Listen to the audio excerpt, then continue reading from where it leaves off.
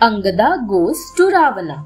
After crossing the ocean, Rama and his army of monkeys landed on Subela mountain.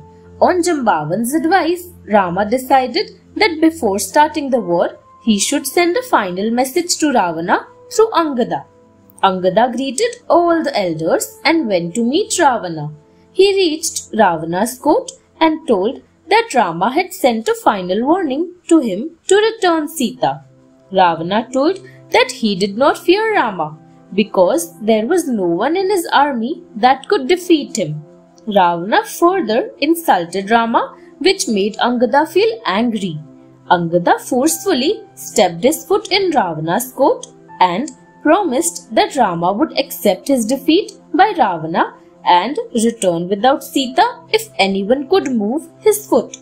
Ravana ordered many of his faithful men, but none succeeded in moving Angada's foot. Then Ravana himself came to move Angada's foot, but Angada insulted him, saying that he should touch the feet of Rama instead of him. Angada then returned to Rama and told that Ravana was not ready for the settlement. Weapons were collected and divisions in the army were formed.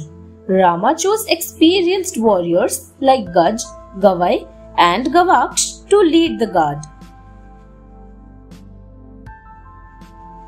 The battle with Meghnath. While preparing for the battle, Rama saw some good omens and understood that he would be victorious. The famous battle began at midnight. Rama ordered the army of monkeys to attack. The monkeys rushed forward and hurled huge boulders against the city walls and gates. At the very beginning, Rama and Lakshman killed 6 demon chiefs of Ravana. The battle continued for a long time. Thousands were killed and the ground was soaked in blood. Then Rama and Lakshman began to search for Ravana's son, Meghnath. Meghnath had been granted the boon of remaining invisible. He started firing arrows at the monkey squad who failed to discover the source of these attacks. Rama and Lakshman understood that Meghnath was behind these invisible attacks. But before they could do anything, Meghnath took out his famous Nagpash weapon and shot at the brothers. This weapon was a huge snake that coiled up like a rope. As Rama and Lakshman struggled to get out of the wrap, Meghnath shot several snake arrows at the brothers. These arrows pierced their bodies and made them feel unconscious. Seeing Rama and Lakshman almost dead, Meghnath rushed to his father's court to give him the news. Rama spares Ravana. Ravana was rejoicing at the success of his son and the death of Rama and Lakshman. Then he received news from a secret messenger that Rama and Lakshman were still alive. To kill Rama and Lakshman, Ravana sent Prahasta, his most powerful demon soldier, to the battlefield. Unfortunately, he too was killed in the battlefield. Losing all his men one by one, Ravana decided to go to the battlefield himself. As he arrived with his collection of special weapons, he saw that arrows were coming from all directions. Resplendent in his chariot, Ravana positioned himself and started to strike back. Within minutes, he killed hundreds of monkeys.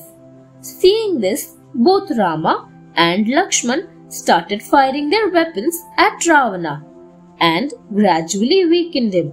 The demon king Ravana was wounded and his golden crown and his chariot had broken.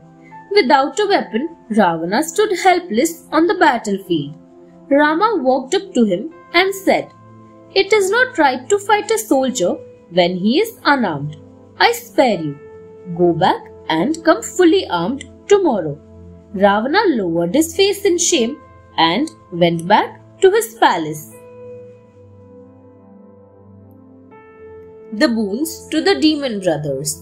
Once, when the 3 demon brothers, Ravana, Kumbhakarna and Vibhishan were young, they went off to do a penance. Pleased with them, Lord Brahma appeared before the brothers and asked each of them for his desired boon.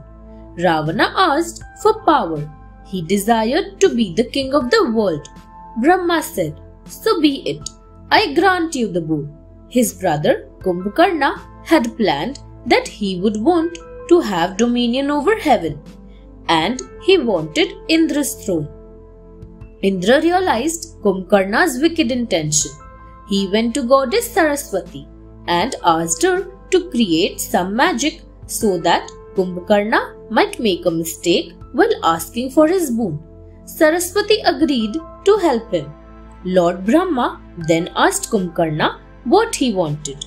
Kumbhakarna opened his mouth, but instead of saying that he wanted Indra's asan, he said that he wanted Nidra's asan.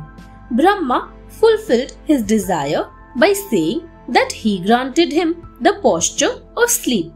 Vibhishan, in his turn, desired for pure devotion to Lord Rama, and Lord Brahma granted his wish and said that one day he would meet Lord Rama and his brother Lakshman and offer his services to them. Thanks for watching. Do like, share, subscribe to Sahil Book House.